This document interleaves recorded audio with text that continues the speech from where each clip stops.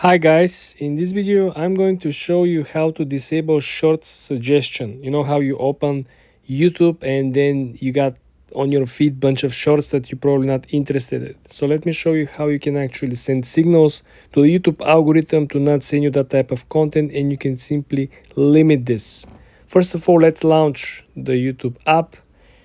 As you can see over here, we got hit straight from the catco with content that I didn't subscribe to, right? So how we're gonna go about it?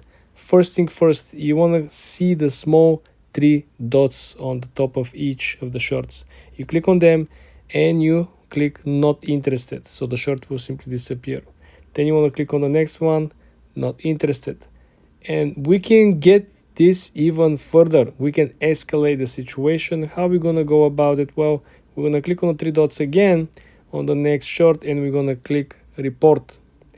Then you're gonna say that, you know what, this is spam and misleading according to your perception. You can pick whatever you want, and simply, or you can say this is violent. You don't want to watch any content that falls under this particular perception of yours. If you think that something should not be recommended to you, that you are very sensitive to particular type of content or topics, you can simply do it. And then when you actually refresh, guess what, we don't get any recommendations for shorts anymore. This is very important, guys. This is something that definitely you want to consider. I heard that some people on Android did not find this function.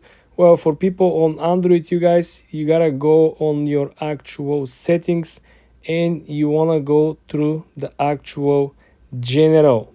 Here you should find that there should be a section where you have your accessibility. I don't have it on the iPhone, but there will be a section about accessibility where you can actually select type of content and limit particular topics or particular type of content to be recommended to you. You can also filter the ads that will be recommended to you. There is a simply different functionality of the YouTube app on Android. For more information like this, guys, subscribe and come back for more.